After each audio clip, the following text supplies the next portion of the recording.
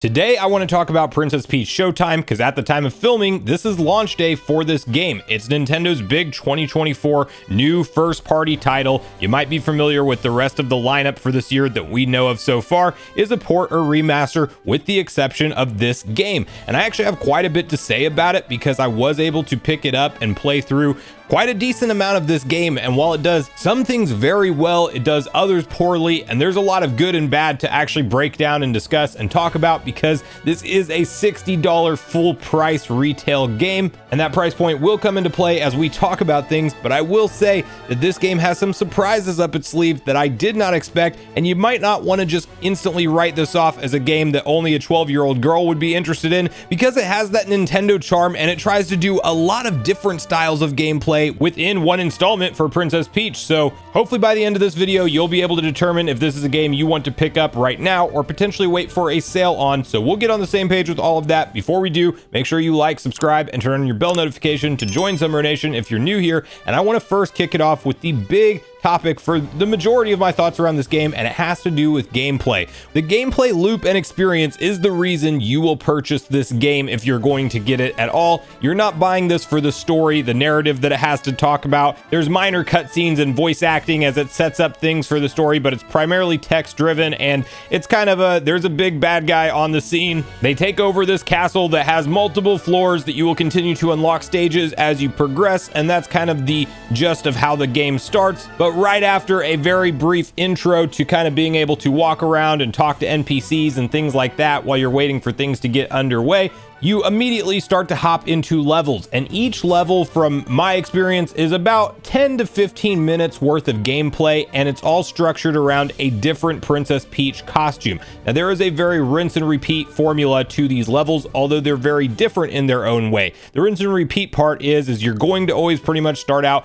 as regular Princess Peach walking in there. With standard Peach, you have the jump button, and you have like a bloom ability or whatever it's called, where she's waving around her hand to kind of bring things back to life. That's how you're going to restore some NPCs. It's also how you're going to attack any enemies that are on screen. But about a little less than halfway into each level, you are going to come across a transformation section where you're going to unlock a brand new costume for the first time, or ones that you will just revisit that costume after you've unlocked them initially in future stages. But the game essentially, right after you transform, gives you a little mini tutorial on your first time unlocking all of these costumes, on how to use them and what your ability is. And that's where this game does something unique that I really haven't seen another Nintendo game necessarily do, in the sense that yes, your core controls are the same throughout each experience and each stage, but there is actually quite an entirely different gameplay experience to be had depending on which type of stage you're playing with Princess Peach as. If you play the demo for this game, which I do recommend you to do because you kind of get a little sneak peek at what I'm talking about within that, just 2 stages are playable, and you get the Sword Fighter Peach, who actually has quite a number of stages throughout this game, and it's one of the first costumes you'll get familiar with. Princess Peach as a sword fighter is actually one of the most enjoyable classes to me, especially later on in the couple stages that unlock as you progress further, not necessarily the super early ones. And as opposed to Princess Peach standard, where you're just kind of moving around slowly throughout the stage, Sword Fighter Peach at least has some reasonable amount of speed, but it's still very much a go around, slash the enemies. What you're really going to realize, on regardless of what costume you're playing as, is that there's not going to be a high level of difficulty within this game. There are some unique boss fights that kind of make you think for a second, and that you might take some damage on or even potentially die against later on in the game, but there's really nothing too complicated here. If you know how to mash a button and go up to enemies, you're gonna be fine for the most part. And that is something that kind of took me out of the game at certain points. I definitely tend to enjoy more difficult games, at least something that has me on the edge of my seat at some point in time, even if it is later into the game. This is very much a sit back and relax type of experience for the most part, and I would put it in the same realm as like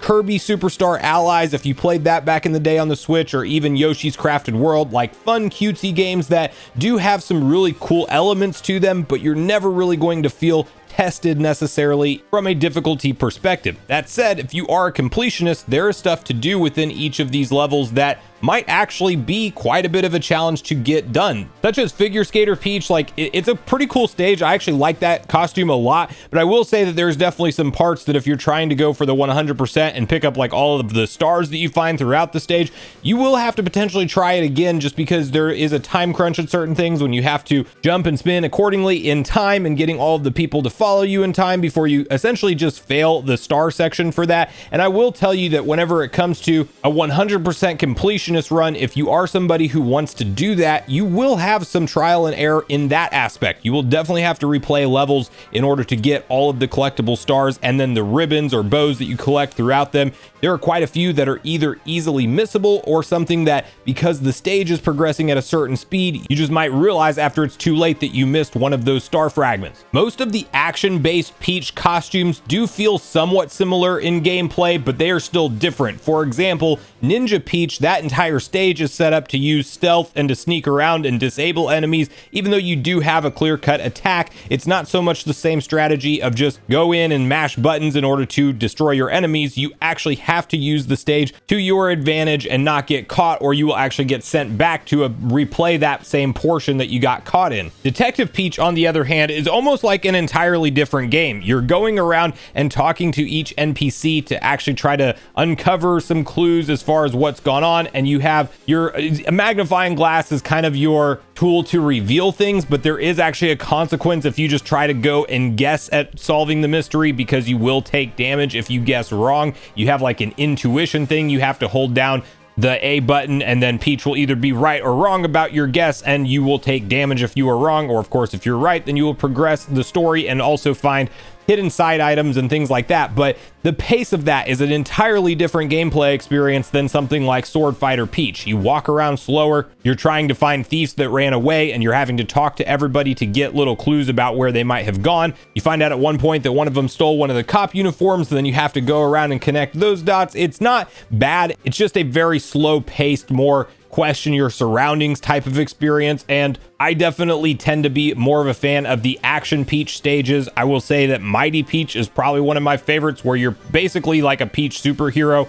You have a similar attack as all of the others, but this is more of just a brute force punch that also launches Peach forward. But she's straight up lifting buses off of people, using them as bridges and throwing them at things. The stage even at one point shifts into that side-scrolling flying 2D action shooter type of experience, but you're still Peach flying around, and you ultimately fight a boss in that form, which is really fun and enjoyable. So, and that's a reoccurring theme where like the gameplay style will even change mid-stage, like Cowgirl Peach, that happens quite a bit in as well, where at one point it is just your standard traversal like you have been doing, and then it also turns into where the camera's moving automatically and you got to keep up because you're on horseback and whatnot. And so in that way, if you look at this game from the variety of gameplay experiences that it offers all in one package, and the charm that it has with everything being like a stage type performance, it's actually really cool. The music from every stage is originally crafted as well, and it sounds great. Nintendo did a lot right with this game. It is, however, definitely intentionally marketed to a younger audience, and that's where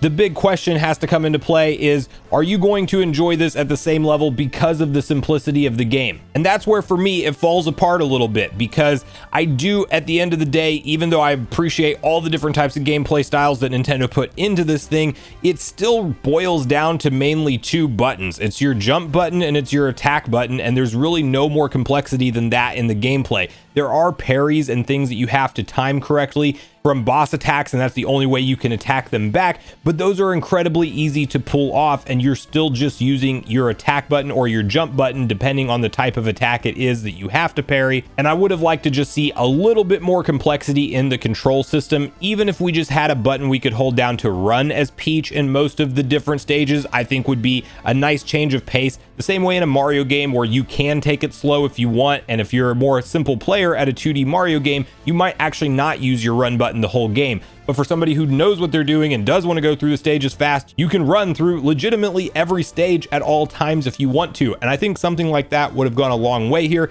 not to mention things like Sword Fighter Peach. I wish she didn't only slash sideways. If she had an up attack or a down attack, that would go a long way as well. So clearly there's a more simple gameplay design here that's been going on, and I'm very aware of who this game's primary demographic is, so I can't fault it too much for that. But as I mentioned, tying things back to price point, this is a full $60 MSRP game at this point in time, with likely no sale coming anytime soon, as it's a brand new release, and it is definitely going to be one that I feel like you might really need to enjoy these fun, cutesy action platformer adventure multiple gameplay style type of experience in order to justify this price tag. I definitely feel like there's probably not quite enough there, and while completionists out there will get a lot of gameplay out of this going back through stages, my understanding, and I have not beat this game yet, but online the average clock in time for the main story seems to be between 8 to 10 hours and maybe up to 15 if you're really trying to 100% everything in terms of getting all of the hidden stars in each stage and going back and making sure you have each bow and ribbon.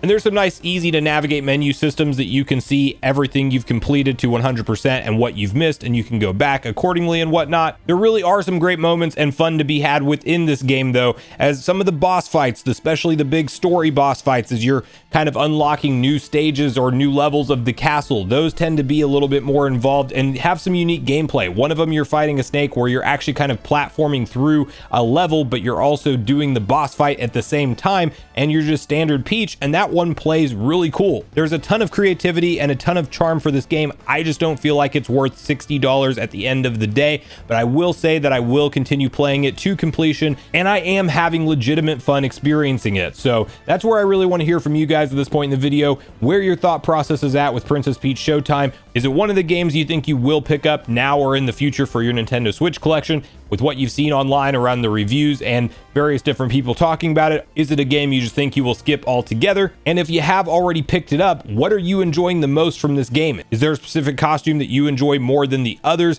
How far have you progressed into the game, and are you enjoying your gameplay experience so far? So regardless of your thoughts and feelings on everything we talked about today, I do look forward to hearing from you all in the comments down below before you leave the video, as I do look forward to getting a back and forth conversation started with you all around these topics. Go watch the video on screen next if you haven't already. Also make sure you like, subscribe, turn your notification bell, and I will see you guys in the next video.